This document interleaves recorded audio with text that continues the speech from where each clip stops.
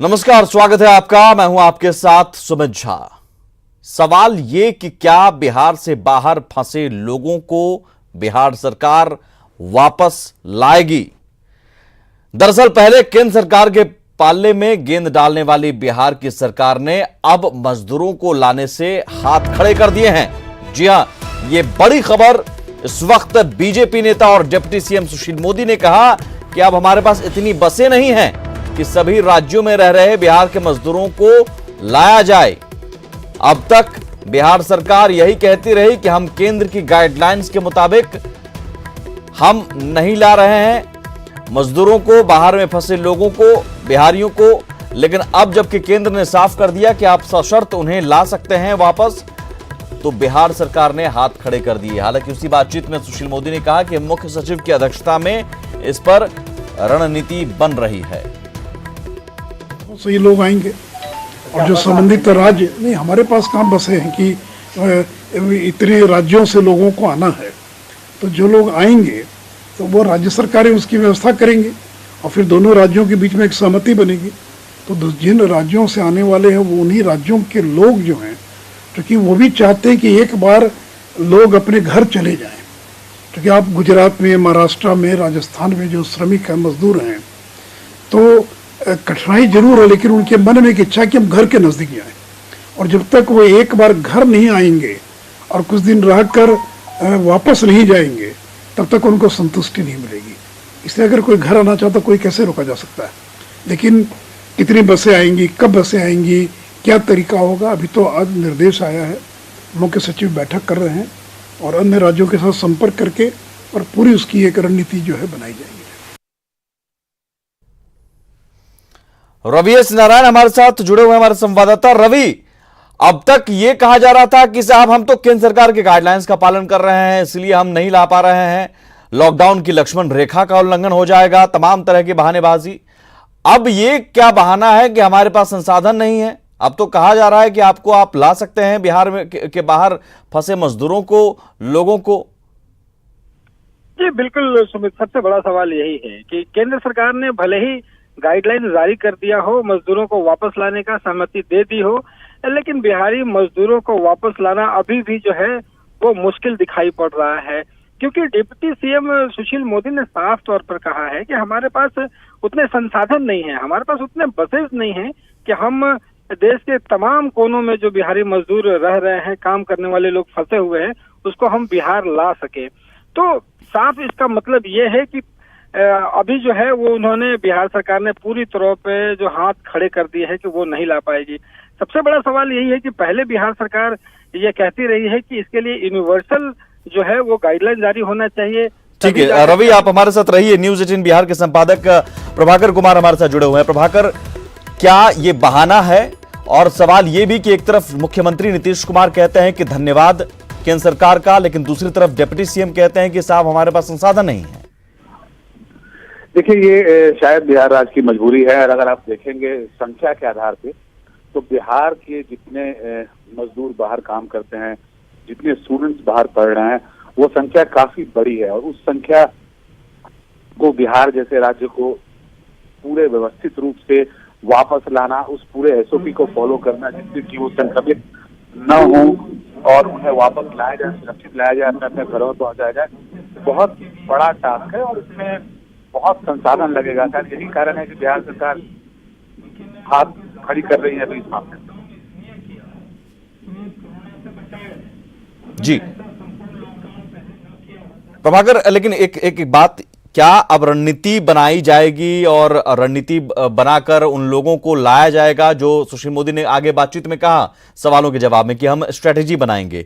तो स्ट्रेटेजी क्या हम ये मान लें कि जिन राज्यों में जो मजदूर रह रहे हैं, जो लोग रह रहे हैं, अगर वो अपनी तरफ से इंतजाम करके आते हैं तो हम व्यवस्था कर देंगे, हमारी ओर से बिहार की ओर से कोई व्यवस्था नहीं हो सकती उन्हें वापस लाने की?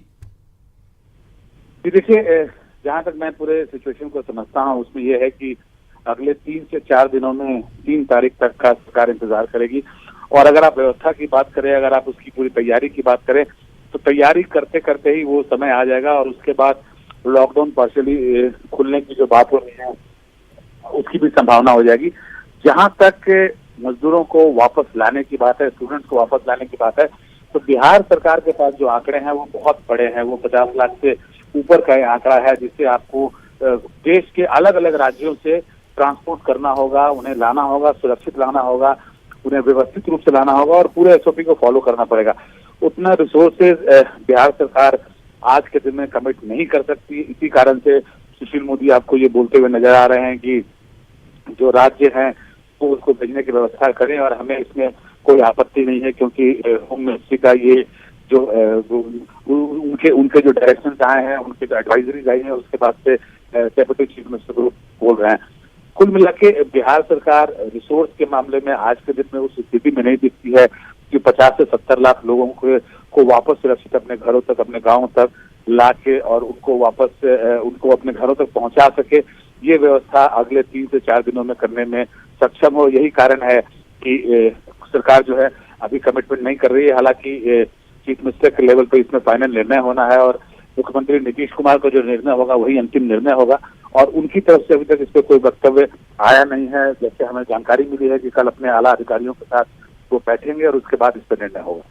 लेकिन सियासी एंगल से अगर देखें, जो लगातार दबाव भी पड़ता रहा है और तेजस्वी यादव भी लगातार ट्वीट करके बोलते रहे हैं, फिर अब आज गाइडलाइन जारी हुआ तो उसके बाद कहा गया कि बहाने नहीं चलेगा। दूसरी तरफ यूपी, एमपी, उड़ीसा जैसे राज्य अपने राज्य के छात्रों को, श्रमिकों को लाने की व्यवस्था कर रहे हैं, तो कि एक तरह से दबाव सियासी नजरिए से भी पड़ेगा और इस दबाव को कैसे सामना करेगी बिहार सरकार, खासतौर पर एनडीए की सरकार, बीजेपी और जेडीयू? जी देखिए, सियासत तो होती रहेगी, राजनीति होती रहेगी, लेकिन नीतीश कुमार का इस मामले में जो रुख था वो पहले दिन से बहुत ही साफ था। उनका मानना था कि लॉकडाउन जो है उसे किसी भी हालत में भंग नहीं किया जाना चाहिए, उसके जो एसओपीज हैं उसे फॉलो किया जाना चाहिए और जो नेशनल डिजास्टर रिलीफ मैनेजमेंट का जो रूल्स है उस रूल के हिसाब से आप इस तरह के पलायन जैसा कोटा में देखा गया है, उत्तर प्रदेश सरकार ने जैसा कोटा से बच्चों को अपने घरों तक पहुंचाया, वो एक तरह से उसका वायलेशन है। इसीलिए आपने देखा होगा कि जब प्रधानमंत्री के साथ वीडियो कॉन्फ्रेंसिंग हो रही थी उसमें भी नीतीश कुमार ने ये मांग की कि अगर आप इस तरह का कुछ करना चाहते हैं तो पहले उन रूल्स में संशोधन कीजिए। नीतीश कुमार का इसमें मानना है कि इस रूल्स को हमें भंग नहीं करना चाहिए, जो नियम बने हैं बिहार सरकार उसका पालन कर रही है। हालांकि उसका जो दूसरा साइड इफेक्ट है वो ये है कि उनके ऊपर दबाव है, राजनीति हो रही है, विपक्षी दल जो है भले वो नेता क्वारंटाइन में बैठे हों, भले वो नेता अपने घरों में बैठे हों, लेकिन ट्वीट कर रहे हैं, वक्तव्य दे रहे हैं और उसके माध्यम से सरकार पे हमला कर रहे हैं। बिल्कुल, ये सियासत होती रहेगी, लेकिन समझना होगा कि क्या वाकई हम उन लाखों कामगारों, छात्रों को ला सकते हैं, कैसे ला सकते हैं, इस पर रणनीति बनाने की जरूरत है। जरूर हाथ खड़े करने की कोशिश नहीं होनी चाहिए, उसके बारे में कोशिश ये होनी चाहिए कि कैसे हम रणनीति बनाकर उन लोगों को लाएं, प्रायोरिटी के तौर पर जो फंसे हुए हैं उन्हें लाएं। बहुत शुक्रिया प्रभाकर और बहुत शुक्रिया रवि एस नारायण बातचीत के लिए। देखना होगा कि आने वाले दिनों में किस तरह की रणनीति बनती है बिहार के बाहर फंसे बिहारियों को वापस लाने की। दरअसल मोदी सरकार ने बाहर फंसे लोगों के लिए बड़ा फैसला लिया। इससे बिहार के बाहर फंसे छात्रों, कामगारों, पर्यटकों और तीर्थयात्रियों को बड़ी राहत मिली। राहत अभी मिली नहीं है, लेकिन मिलने की उम्मीद जगी है। हालांकि बिहार सरकार ने कहा कि हमारे पास संसाधन नहीं है, लेकिन इसके लिए कुछ शर्तें भी रखी गई हैं। केंद्र सरकार ने 17 शर्तें रखी हैं। इसके लिए राज्यों की सहमति जरूरी होगी, यात्रा बसों के जरिए होगी, स्वस्थ होने पर ही यात्रा की इजाजत मिलेगी। बिहार में लंबे समय से बाहर फंसे मजदूरों और छात्रों की वापसी को लेकर सियासत चल रही थी और अब जाकर इस पर केंद्र सरकार ने रास्ता साफ कर दिया है। बिहार के करीब 15,000 छात्र कोटा में फंसे हैं, जो वहां मेडिकल और इंजीनियरिंग की तैयारी कर रहे हैं। इसके अलावा कई दिल्ली, महाराष्ट्र, पंजाब सहित कई राज्यों में काम करने वाले लोग भी फंसे हैं। केंद्र सरकार के फैसले का सत्ताधारी पार्टी के नेताओं ने स्वागत किया है। वहीं तेजस्वी यादव ने कहा कि हम ये मांग पहले से ही कर रहे थे, अब नीतीश कुमार को चाहिए कि प्रवासी मजदूरों को बिहार लाने की व्यवस्था करें।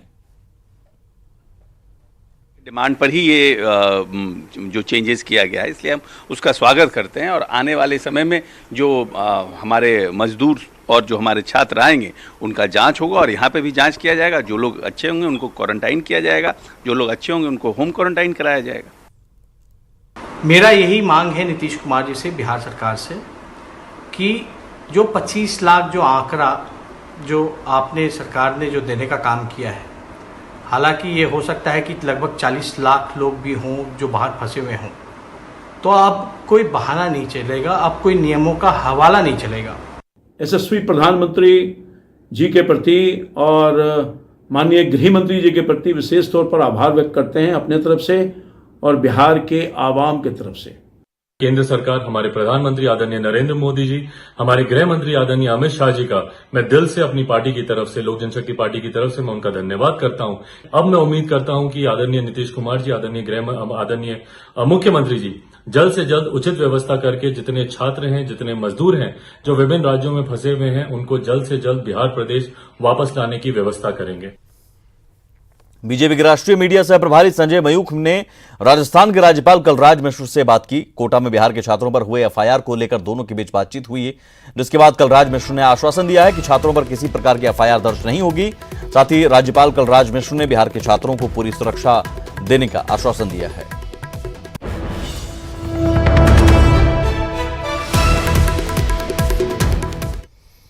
और इस बीच बिहार में 11 नए मरीजों में कोरोना पॉजिटिव पाया गया है। राज्य में मरीजों का आंकड़ा अब इसी के साथ 403 पहुंच गया है। 400 के पार आंकड़ा हो गया है। बक्सर के 2 मरीज, भोजपुर में 2 मरीज में पुष्टि हुई है। नए मामले ये हैं, वैशाली के 1 और मरीज, पालीगंज पटना के 1 मरीज, मधेपुरा में 1, औरंगाबाद में 1, सीतामढ़ी में 1 और रोहतास में 1 मरीज में कोरोना पॉजिटिव पाया गया है। वहीं राजा बाजार पटना के 1 मरीज में भी कोरोना पॉजिटिव की पुष्टि हुई है। और बीते 5 दिनों में बिहार में कोरोना के बढ़े आंकड़ों पर एक नजर डाल लेते हैं, कैसे कोरोना का ग्राफ बढ़ता गया है। 25 अप्रैल को 28 नए मरीज सामने आए, 26 अप्रैल को 23 नए मरीज सामने आए, 27 अप्रैल को 68 नए मरीज सामने आए। सबसे ज्यादा 28 अप्रैल को 22 मरीज और 29 अप्रैल आज 37 नए केस सामने आए। मतलब आप जोड़िए तो 25 से 29 अप्रैल के बीच आप कोरोना के 178 मामले सामने आए।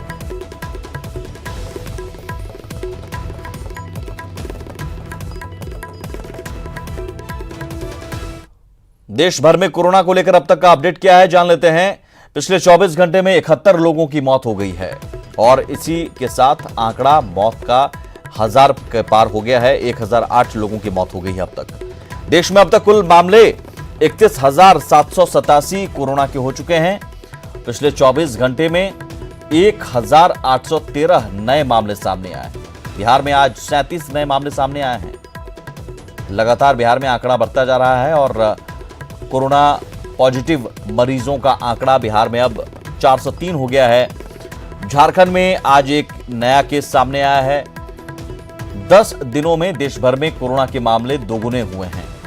पंजाब में 2 हफ्ते के लिए लॉकडाउन बढ़ा दिया गया है। 3 मई तक वैसे केंद्र सरकार की ओर से लॉकडाउन का ऐलान किया गया, लेकिन पंजाब ने 17 मई तक लॉकडाउन बढ़ाने का ऐलान किया। नीतीश कैबिनेट की बैठक से जुड़ी खबरें आपको बताते हैं। आज 8 एजेंडों पर मुहर लगी है। कैबिनेट की बैठक में बिना राशन कार्ड वालों को 1,000 रुपए मिलेगा। 21,42,000 लोगों को 1,000 रुपए दिए जाएंगे। इसके तहत, इस फैसले के तहत आरटीजीएस के जरिए सीधे उनके अकाउंट में राशि ट्रांसफर की जाएगी। 1,000 रुपए। गाड़ियों का टैक्स भरने में छूट मिलेगी। 30 जून तक अब टैक्स भरा जा सकेगा। कोरोना बंदी को लेकर यह छूट दी गई है। यह कैबिनेट में फैसला लिया गया। मोतिहारी में पुलिस की टीम पर ग्रामीणों ने हमला कर दिया। सोशल डिस्टेंसिंग सिखाने से भड़के लोग लाठी डंडों से वर्दीधारियों पर टूट पड़े। इस झड़प में कई पुलिसकर्मी जख्मी हो गए। एसपी खुद हालात पर नजर रखे हुए हैं। मामले में 20 से ज्यादा लोगों को गिरफ्तार किया गया है। ऐसे में कई गंभीर सवाल भी खड़े हो रहे हैं।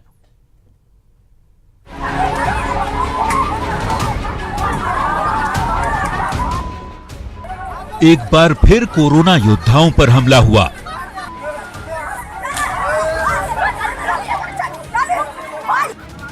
एक बार फिर लोगों की भीड़ खाकी पर टूट पड़ी। पूर्वी चंपारण के पकड़ी दयाल थाना क्षेत्र का सीसहनी गांव रण क्षेत्र में तब्दील हो गया। लाठी डंडे से लैस ग्रामीण पुलिस की उस टीम पर टूट पड़ी जो लोगों को सोशल डिस्टेंसिंग का पाठ पढ़ाने पहुंची थी। कोरोना बंदी में गश्ती कर रही पुलिस की टीम घर से बाहर निकले कुछ युवकों को वापस घर जाने को समझा रही थी, लेकिन शायद ये उन लोगों को नागवार गुजरा और देखते ही देखते लोगों की भीड़ इकट्ठी हो गई। फिर क्या था, लोग पुलिस वालों पर लाठी डंडे से हमले करने लगे। हमले में कुछ पुलिसकर्मी जख्मी हो गए, इनमें महिला कांस्टेबल भी शामिल है। देखने गए थे ये मोटर चोरी का, उसी में लौट रहे थे, उसी में कोई मोटरसाइकिल बाइक से आ रहा था तो लॉकडाउन में आप मुंह बंद करके रखिए, ऐसा नहीं चलते हैं लोग, ऐसा चलने पर बीमारी महामारी फैल जाएगा।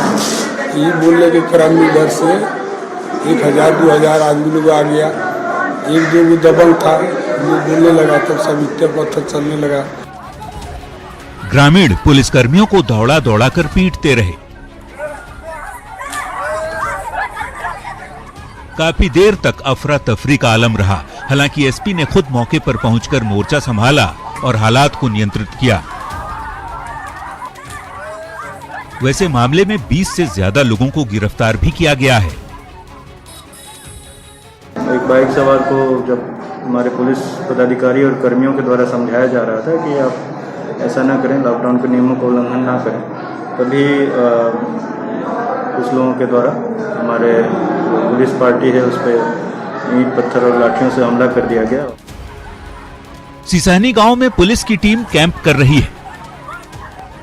घायल पुलिसकर्मियों को मोतिहारी रेफर कर दिया गया है। वैसे बताया ये भी जाता है कि स्थानीय ग्रामीण 2 दिन पहले वहां के शराब कारोबारियों पर हुई कार्रवाई से नाराज थे, क्योंकि शराब की अवैध भट्टियों को पुलिस ने नष्ट किया था।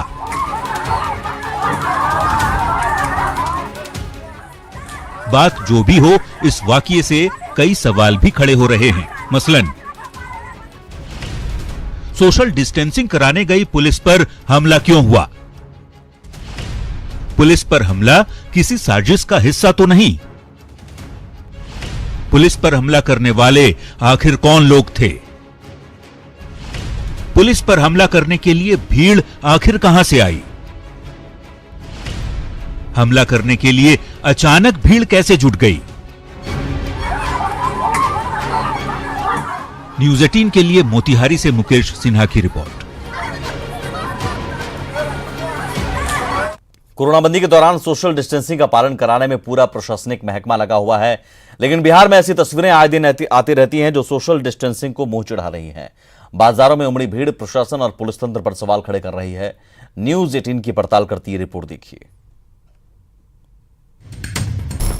पटना के वीआईपी इलाके इसके पूरी चिल्ड्रंस पार्क के पास की तस्वीर आपको दिखा रहे हैं, जहां पर देखिए लोग सुबह सुबह में सब्जी खरीदने पहुंचे हैं और एक दूसरे से कितने सटे हुए हैं। तो जाहिर सी बात है सोशल डिस्टेंसिंग की धज्जियां उड़ाई जा रही है, वो भी राजधानी के वीआईपी इलाकों में, जहां पे सब्जी मंडी है इसके पूरी चिल्ड्रंस पार्क के पास। सरकार की लगातार कोशिश, और सबसे हैरानी की बात है कि यहाँ से कुछ ही दूरी पर पुलिस स्टेशन है, इसके पूरी पुलिस स्टेशन, लेकिन वहाँ के लोग भी यहाँ पर मौजूद नहीं, जबकि ऐसा बताया गया था कि जो भी सब्जी मार्केट है वहाँ पे पुलिस वालों की तैनाती होगी। लेकिन बावजूद इसके न पुलिस के जवान यहाँ नजर आ रहे हैं और न ही लोग समझने को तैयार हैं। तो ये तस्वीर है पटना के एसके पुरी चिल्ड्रंस पार्क का, और अभी भी समझना होगा कि सोशल डिस्टेंसिंग का पालन नहीं करेंगे तो कोरोना संक्रमण को नहीं तोड़ा जाएगा, उससे जीत हासिल नहीं हो पाएगी। इसलिए हमारे और आपका फर्ज बनता है कि जल्द से जल्द इस पर ध्यान दें, सोशल डिस्टेंसिंग का पूरा ख्याल रखें।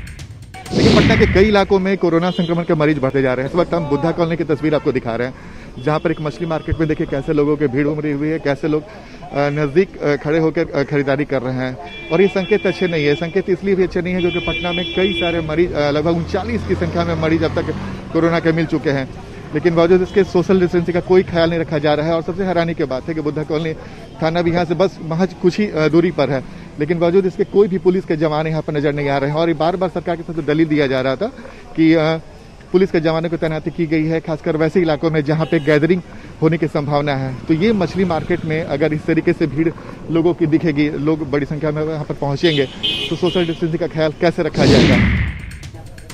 कोरोना बंदी के इस दौर में बिजनेस पर खासा प्रभाव पड़ा है। कई ऐसे धंधे हैं जो चौपट हो गए हैं, व्यवसाय पर इसका खासा असर देखने को मिल रहा है। इस वक्त हम सूबे की सबसे बड़ी फल मंडी बाजार समिति में है, जो मुसल्लमपुर इलाके में पड़ता है। और देखिए यहाँ पर काफ़ी मात्रा में जो केला है वो मंगाया गया है दूसरे स्टेट से, और आंध्रा से मंगाया गया है ये केला। लगातार जो ट्रक है आंध्रा से वो आ रहे हैं, आप देख सकते हैं इस वक्त हमारे सामने अभी भी कई ट्रक खड़े हैं जो आंध्रा से बिहार पहुँचे हैं। और अब जबकि रमजान का महीना चल रहा है, ऐसे में काफ़ी मात्रा में जो फल है वो बाहर से आने लगे हैं। कोरोना बंदी में जहां पर महामारी से बचने के लिए, संक्रमण से बचने के लिए सोशल डिस्टेंसिंग की बात की जाती है, लेकिन जमुई में इसकी धज्जियां उड़ रही है। हम अभी खड़े हैं जमुई शहर के सब्जी मंडी में और सब्जी मंडी की ये हालात है, ये हालात हर दिन सुबह देखने को आ रही है, जहां पर लोग लापरवाह दिख रहे हैं। हजारों की भीड़ यहां पर दिखाई देती है।